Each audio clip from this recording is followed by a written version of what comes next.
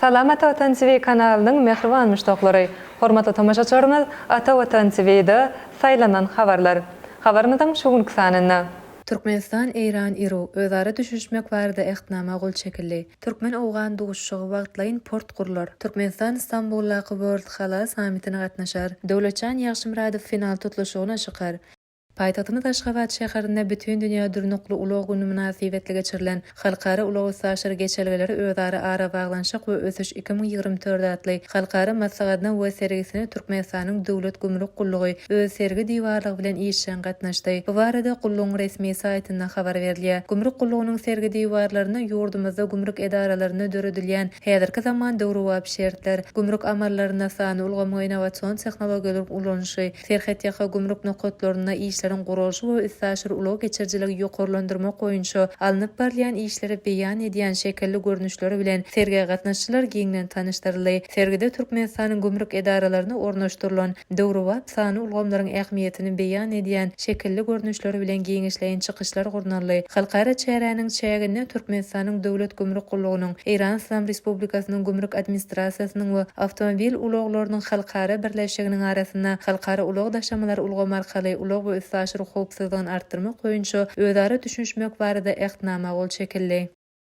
Türkmenistanyň Serhadawat şäherinde Türkmenistanyň we Owganistanyň degişli ministrlikleriniň wekilleriniň arasynda duguşşuk geçirildi. Bu barada Owganistanyň Dagmagdan we Newt ministrligi habar berýär. Duguşşuň maksady Türkmen-Owgan serhadyndaky Islim çeşme etrabyna wagtlaýyn portuň gurulşynyň tassamasyny aralyp maslahatlaşmakdan ibaret boldy. Bu port Owganistanyň çägine Türkmenistan, Owganistan, Pakistan, Hindistan gaz geçirjisiniň gurulşy üçin enjamlary we turgular daşamak üçin niýetlenenler. Duguşşuga gatnaşçylar wagtlaýyn portu döretmek teknik aýratynlyklaryny aralyp maslahatlaşdylar. Owgan tarapy gurulşyk işlerine başlamaga taýýardygyny bellädi. Duguşşukdan soňra Türkmen we Owgan wekileti portuň guruljak ýerine baryp gördüler. Şeýle hem turgularyň we enjamlaryň saklanýan ammarhanasyna aýlanyp gördüler. Serhadawat Hırat gaz geçirjisiniň gurulşygy topok gaz geçirjisiniň esasy bölegi bolup, onuň gurulşygyna şu ýylyň sentýabrynda girişildi.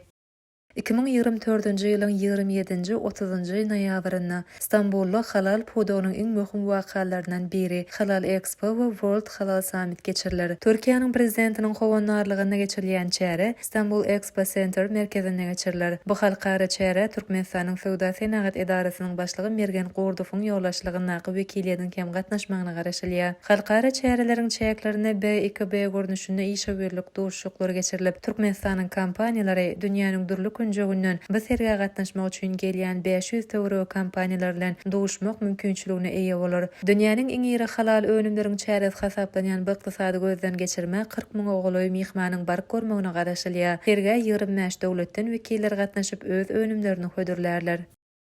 29-njy noýabrda Riyadda garşyk söwüşden goty boýunça PFL World Championship 2024 ýarşy geçiriler. Şol gijanyň esasy tutuluşy ýarym ýeňlegirmli PFL Grand Prix finaly bolar. Onu Türkmen turgany Dowlatjan Ýagşymradow we Amerikaly Impa kazangany çempionluk guşagy hende $1 million baýrak uruny bäsleşer. 35 ýaşly Türkmen turgany Amerikanyň Birleşen Ştatlarynyň Florida ştatynyň Gollywood şäherinde geçirilen PFL 8 ýarşynda Awstraliýaly Rob Wilkinsony eminleriň bir ses vermek bilen ýeňenden soň bu ady almak hugyna eýe boldy. Bu Ýagşymradowyň ýygyder 6-njy ýeňişi we PFL-de 3-njüsi boldy. Garşyk söwüşden gotunda onuň 24 ýeňişi we 7 ýeňlişi bar. Ýene-de bir tutuluşlyga deňme-deň netije bilen tamamlandy. 30 ýaşly kazangany hem güýçli turganlaryň biridir. Onuň hem 18 tutuluşlukda gazanan ýeňişi we 4 gezek ýeňilen duguşşuklary bar. Her iki turgan PFL 2024 mövsüminde oňat netije görkezip 3 tutuluşlukda hem ýeňiş gazandy.